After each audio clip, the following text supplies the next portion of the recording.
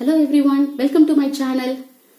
நாம இன்னைக்கு 7th standard English work புக்ல இருக்கிற ஒர்க் ஷீட் நம்பர் 7 பார்க்க போறோம். அதுல பாருங்க unit number 3, worksheet number 7, supplementary reader, taking the bull by the horns. Question number 5, complete the following conversation.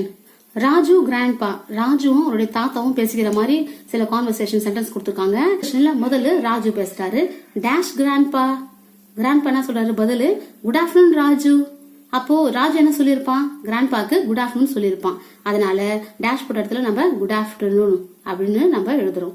So பாருங்க dialogue, Raju good afternoon grandpa, grandpa good afternoon Raju. அடுத்து Raju, grandpa can you give me your walking stick for our English drama. நான் English drama நடிக்க போறேன், அதுக்கு walking stick தேவைப்படுது, உங்களுடைய walking stick எனக்கு கொடுக்குறீங்களா அப்படின்னு கேக்குறாங்க.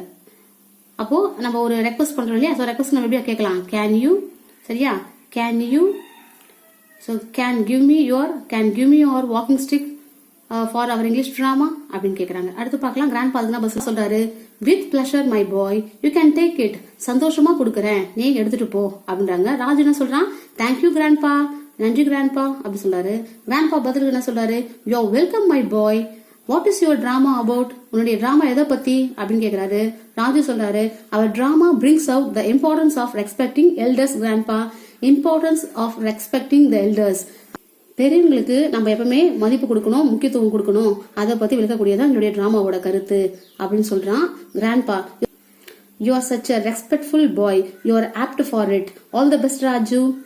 ராஜு நீ ரொம்ப ரெஸ்பெக்ட்ஃபுல், ரொம்ப மரியாதை தெரிஞ்ச பையன், உனக்கு முழு தகுதியும் இருக்குது, ஏன்னா உனக்கு பெரியவங்களுக்கு மதிப்பு கொடுக்கற, ரெஸ்பெக்ட் பண்ணக்கூடிய அந்த பழக்கம் இருக்குது, அதனால ஆல் தி பெஸ்ட் ராஜு அப்படின்னு கிராண்ட்பா அவங்களுடைய பேரனுக்கு ராஜுக்கு சொல்றாரு. உடனே ராஜு என்ன சொல்றாரு, தேங்க்யூ கிராண்ட்பா அப்படின்னு சொல்றாங்க. இப்போ கிராண்ட்பா என்ன சொல்ற பதிலுக்கு பாய் ராஜு அப்படின்னு சொல்லிருக்காங்க.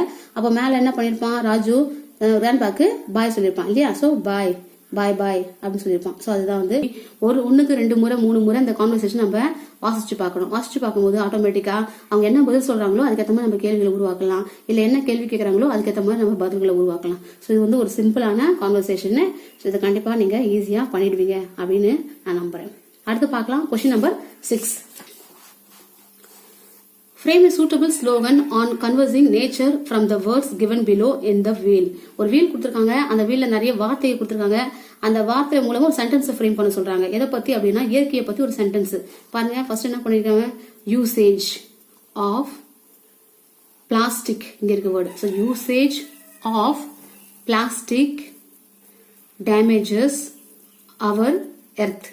ஸோ பிளாஸ்டிக்கை நம்ம நிறைய பயன்படுத்துறது நம்ம எர்த்தை அதை டேமேஜ் பண்ணும் அப்படின்னு ஒரு மீனிங் தரக்கூடிய ஒரு சென்டென்ஸ் இருக்கு. அந்த வீல நிறைய வார்த்தைகளை அவங்க ஷஃபிள் பண்ணி போட்டிருக்காங்க. நம்ம எப்படி ஃப்ரேம் பண்ண பாருங்க, ஃபர்ஸ்ட் யூசேஜ் அந்த வார்த்தை யூஸ் பண்றோம், அடுத்து ஆஃப், அடுத்து plastic. So usage of plastic damages, so usage of plastic damages our earth அப்படின்னு கொடுத்துருக்கோம். So usage of plastic damages our earth.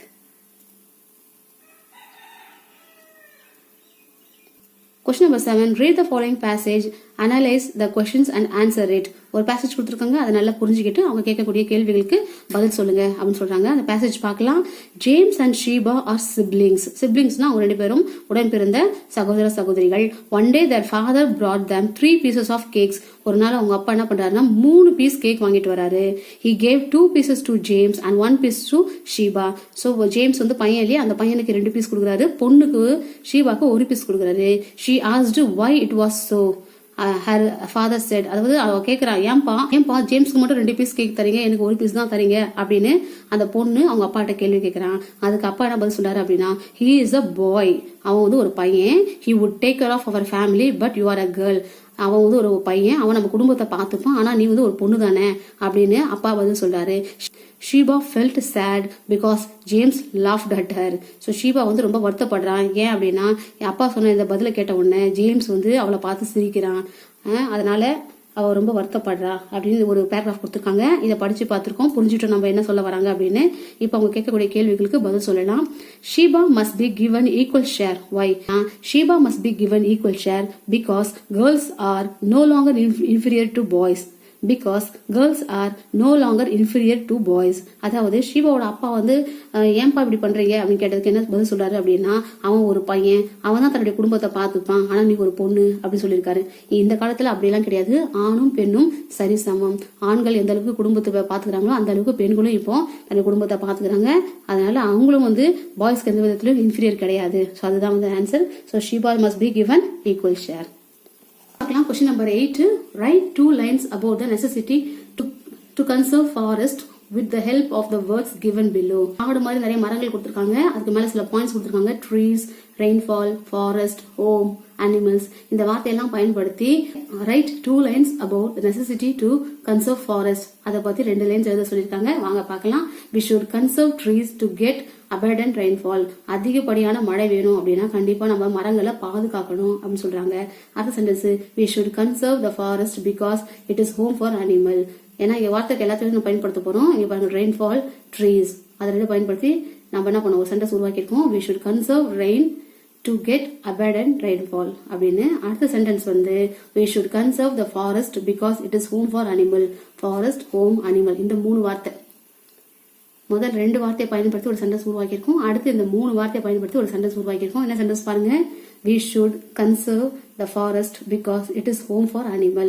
நம்ம கண்டிப்பா காடுகளை பாதுகாக்கணும், ஏன்னா அது அனிமல்ஸோட வாழிடம் அப்படின்னு சொல்லி நம்ம சென்டென்ஸ் ஃப்ரேம் பண்ணலாம். அடுத்து பார்க்கலாம். Question number 9. Write the central idea of the paragraph by reading it. அவங்க பேராகிராஃப் கொடுத்துருக்காங்க, அதுல என்ன கருத்து சொல்லியிருக்காங்க அப்படின்னு கேட்டிருக்காங்க. அப்ப அந்த பேராகிராஃபை படிச்சு அதை புரிஞ்சு நம்ம கருத்து எழுதலாம். If you are being bullied or if you know someone who is getting bullied, the best way to stop it is to inform a responsible adult. அதாவது உங்களை யாரோ சண்டைக்கு வலிச்சாலோ, தேவையில்லாத சண்டை, கேலி, கிண்டல் அப்படி பண்ணும் போதோ, இல்ல உங்க பக்கத்துல இது மாதிரி ஒரு சம்பவம் நடக்கும் பொழுதோ சரியான முடிவு எது அப்படின்னு சொல்லும் போது நம்ம கூட இருக்கிற ஒரு நல்ல ரெஸ்பான்சிபிள், பொறுப்புள்ள ஒரு பொறுப்புள்ள பெரியவங்களை சந்திச்சு அந்த விஷயத்தை நம்ம ரிப்போர்ட் பண்றதுதான் நம்ம செய்ய வேண்டிய முதல் வேலை. The person can be a parent, a teacher or any one who is in the position to do something to rectify the problem. கண்டிப்பா நீங்க இன்ஃபார்ம் பண்ணக்கூடிய நபர் யாரா இருக்கலாம் அப்படின்னா பெற்றோர்களா இருக்கலாம், இல்ல ஆசிரியர்களா இருக்கலாம், இல்லைன்னா கண்டிப்பா வந்து அந்த ப்ராப்ளத்தை சரி செய்யக்கூடிய ஒரு பொசிஷன்ல இருக்கிறவங்களா இருக்கலாம். The adult can intervene and help the child who is bullied to realize and understand their inappropriate and unacceptable behavior. கண்டிப்பா வந்து அந்த நபர்கிட்ட நம்ம ரிப்போர்ட் பண்ணும்போது அந்த நபர் வந்து அந்த தவறு செய்யறாங்களே, கேலி கிண்டல் கூத்து பண்ணி அபியூஸ் பண்றாங்களே, ஸோ அந்த நபர் வந்து அவர் செய்தது தவறு, அதை அவர் மாத்திக்கணும், இது சரியான ஆக்டிவிட்டி கிடையாது, நல்ல குட் ஆக்ட் கிடையாது, இது பேட் ஹேபிட் அப்படின்னு சொல்லி அவர் உணர்ற அளவுக்கு, அவர் ரியலைஸ் பண்ற அளவுக்கு அவங்க நல்ல ஒரு மாற்றத்தை ஏற்படுத்தக்கூடியவங்களா இருக்கணும் அப்படின்னு சொல்லியிருக்காங்க. ஸோ அதை வச்சு இந்த மேல நம்ம படிச்ச அந்த பேராகிராஃப்ல இருந்து நம்ம என்ன தெரிஞ்சுக்கிறோம் சொல்லும்போது, we should not behave as blind when someone faces problem.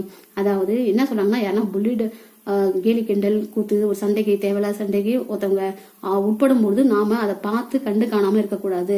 கண்டிப்பா அந்த ப்ராப்ளத்தை நம்ம என்ன பண்ணணும், ஒண்ணு அவங்களே ரிப்போர்ட் பண்ணணும், அப்படி இல்லைன்னா அந்த ப்ராப்ளம் யார் நடக்குதோ அவங்களே வந்து தைரியமா வந்து பெரியவங்களை நாடி ஒரு ஹெல்ப் கேட்கணும். அப்படி இல்லைன்னா அடுத்தவங்களுக்கு அந்த ப்ராப்ளம் நடக்கும்பொழுது நம்ம அதை கண்டு காணாம இல்லாம அந்த ப்ராப்ளத்தை சரி செய்ய நம்ம உதவணும். அதுதான் நம்ம இந்த கதையில இருந்து கத்துக்கிறோம். So we should not behave as blind when someone faces problem. யாரோ ப்ராப்ளம் நடக்கும்போது நம்ம அதை கண்டு காணாம, பிளைண்ட்னா கண்டு காணாம இருக்கக்கூடாது அப்படின்னு அர்த்தம். அப்புறம் பார்க்கலாம். Question number 10. Find out the words with the help of the clues given below and circle them in the grid. இங்க கிரிட் கொடுத்திருக்காங்க. அந்த கிரிட்ல நிறைய வார்த்தைகள், நிறைய லெட்டர்ஸ் கொடுத்திருக்காங்க.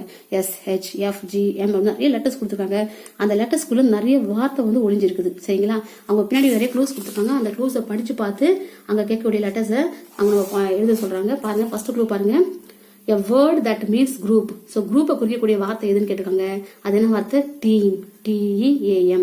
a group of people. அது நம்ம என்ன சொல்லலாம், டீம்னு சொல்லலாம் இல்லையா? ஸோ அந்த டீம் வார்த்தை அந்த கிரிட்டுக்குள்ள இருக்கான்னு பார்க்கலாம். இங்க பாருங்க, இங்க இருக்கு பாருங்க, TEAM. நம்ம இந்த வியூல பார்க்கும்போது நமக்கு சீக்கிரம் கண்டுபிடிக்க முடியாது. பட் கொஞ்சம் நம்ம கேர்ஃபுல்லா பார்க்கும்போது நம்ம ஈஸியா என்ன பண்ணலாம், இந்த வார்த்தை கண்டுபிடிச்ச உடனே அந்த வார்த்தை நம்ம என்ன பண்ணலாம், அது மாதிரி என்சர்க்கிள் பண்ணி நம்ம காட்டலாம். அதே மாதிரி அடுத்த க்ளூ பார்க்கலாம். Love and respect for our nation. நம்ம நேஷன் மேல லவ்வும் ரெஸ்பெக்டும் இருந்துச்சுன்னா அதை என்ன சொல்லுவோம், பேட்ரியாட்னு சொல்லுவோம். அதுவும் அங்க பின்னாடி இருக்கும் ஒரு கிரிட்டுக்குள்ள. we must save each drop of dash to save nature. to save nature. அதாவது நம்ம ஒவ்வொரு துளியும் வந்து நேச்சரை பாதுகாக்க சேர்த்து வைக்கணும். எதுன்னு பாருங்க, வாட்டர். வாட்டர் துளி நம்ம சேர்த்து வைக்கணும். ஸோ அங்கே வந்து நீரை நம்ம சேமிச்சு வைக்கணும். அப்பதான் நாடு முன்னேறும், நாட்டுக்கு நல்லது அப்படின்னு சொல்ல வராங்க. அடுத்து பார்க்கலாம். A person who is close and true to you and corrects you your mistake. உனக்கு க்ளோஸாகவும் உனக்கு உண்மையாகவும் உன் தவறுகளை சுட்டி காட்டுறதாகவும் இருக்கக்கூடிய நபரை யாருன்னு சொல்லுவோம்? நம்ம ஃப்ரெண்டுன்னு சொல்லுவோம். அங்கே சம்டைம் இந்த டேஷ் இல்லாமல் இருக்கும், நீங்கள் டேஷ் போட்டுக்கோங்க. ஸோ இப்படி இருக்கவங்கள நம்ம என்னன்னு கூப்பிடுவோம்? ஃப்ரெண்டுன்னு கூப்பிடுவோம். ஸோ இந்த ஃப்ரெண்டுன்னு வார்த்தையும் இந்த ஃப்ரெண்டுக்குள்ளே இருக்கும் பாருங்க. இங்கே இருக்கு பாருங்க, ஃப்ரெண்ட், FRIEND ஃப்ரெண்ட். ஸோ இது மாதிரி நான் என்ன பண்ணுறேன், அதை சர்க்கிள் பண்ணி காட்டலாம். ஸோ அவங்க க்ளூஸ் கொடுத்துருக்காங்க, அந்த க்ளூஸ் யூஸ் பண்ணி நம்ம கொடுக்கப்பட்ட கேள்விகளுக்கு ஈஸியாக பதிலை காட்டலாம். ஸோ இதோட ஒர்க் ஷீட் நம்பர் 7 ஃபினிஷ் ஆகுது. இந்த ஒர்க் ஷீட் உங்களுக்கு புரிஞ்சிருக்கும் அப்படின்னு நான் நினைக்கிறேன். உங்களுக்கு இது ஒரு பயனுள்ள வீடியோவாக இருக்கும். லைக் பண்ணுங்க, உங்கள் ஃப்ரெண்ட்ஸுக்கும் ஷேர் பண்ணுங்க. தேங்க்ஸ் ஃபார் வாட்சிங்.